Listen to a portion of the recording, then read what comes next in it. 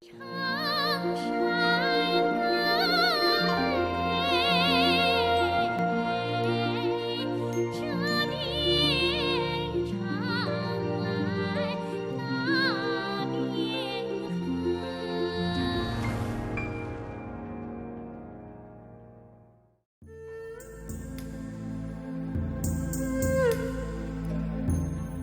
the people of Guangxi, every day starts with a bowl of noodle soup. This is true because the breakfast for Guangxi people is normally noodle soup with unique taste and tempting flavor. There is a huge variety of noodle soups in Guangxi. The well-familiar ones are Guilin Mifen, Liuoqiu Luosifen, and Nanying Luofen. However, there are numerous styles of noodle soups all across Guangxi. The pig trotter noodle soup of Qinzhou, the beef bacon noodle soup of Ulin, the seafood noodle soup of Beihai, the benyang noodle with sour sauce, the fried noodle of Wuchou, and others like extruding noodle, noodle rolls, and noodle soups with abundant ingredients and toppings. Incomplete statistics show that there are more than 100 different styles of rice noodle soups in Guangxi, exclusive of those without names. It is also said that every city in Guangxi has an iconic noodle soup, which is always regarded as one of the symbols of the city. It's a saying popular in Guangxi that one should sing the folk song and eat the noodle soup of where he's in, as the locals there do. In this episode, we will talk about Luosifen. Luosifen of Liuoqiu, a river snail rice noodle soup, has the same characteristic as the Liuoqiu people: hot and straightforward. A day in Liuoqiu is also kicked off with a bowl of Luosifen. Although the main character of Luosifen is the rice noodle, the other supporting roles contribute significantly to the concoction of the noodle soup. Its unique flavor has much to do with these little snails, though looking ordinary. The history of snails served as a delicacy by Liuoqiu people is much longer than that of the noodle. Snails were enjoyed by the ancestors of Liuoqiu more than 20,000 years before noodle was made food. In Bailian, cave of Liuoqiu, stacks of tail-off snail shells were found. According to the archaeologists, they dated back to the Paleolithic age, meaning that over 30,000 years ago, the ancestors of this region already knew the recipe of making snails.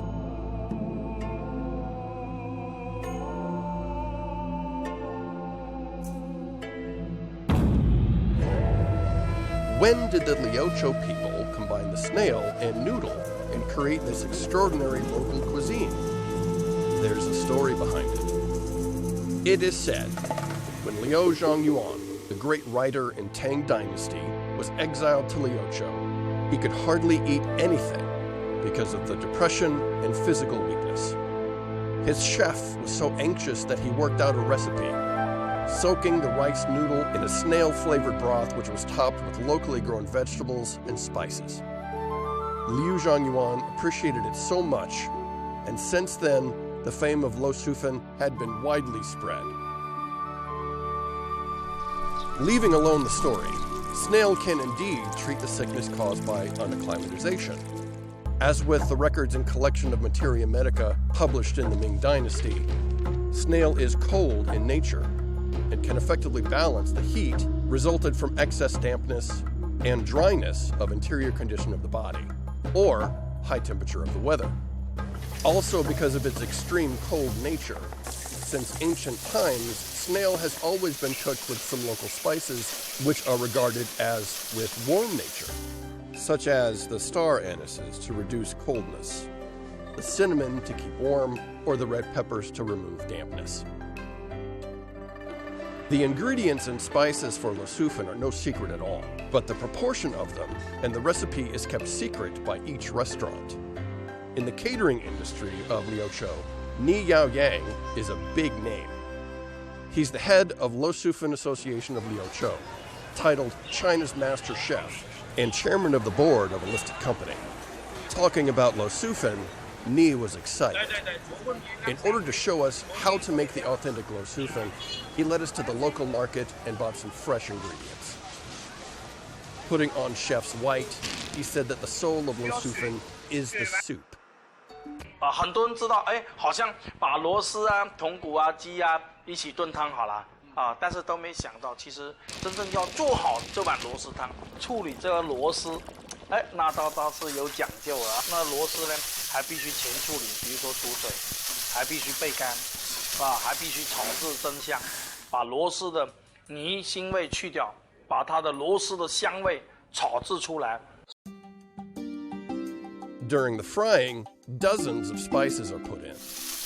Until the snails fully give out the scent, they are put into the broth stewed with pig marrow bones and chicken. After another 4 or 5 hours rolling boil, the rich snail broth could finally be made.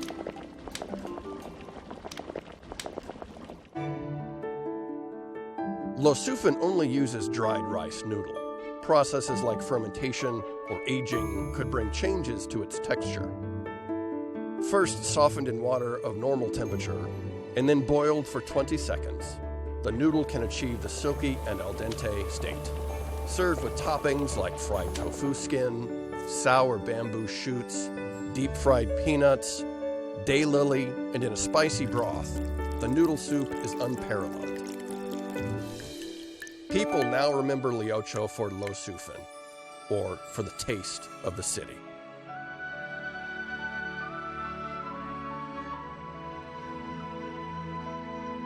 20 years ago, Ni started his business from a corner stall in Liuoqiu. The Luosifen he made was so delicious that it attracted a large number of eaters every day. The business kept growing, and in 2015, Ni's House of Taste Technology Company Limited became the first listed food company in Guangxi. From a stall owner to a chairman of the board, Ni's made his name as well as witnessing the legendary development of Luosifen. In the past 2 decades, Luosifen grew from an insignificant regional snack to one of the hottest national specialty foods. The Luosifen industry of Liuoqiu has developed also pre-packaged Luosifen, which is easy for preservation and transportation, and further sold to Southeast Asia, Japan, and America. People around the globe can now enjoy the authentic flavor of Luosifen even from home. Being just noodle soup without stunning appearance, though, Luosifen contains rich culture and profound history, and also carries the taste of home.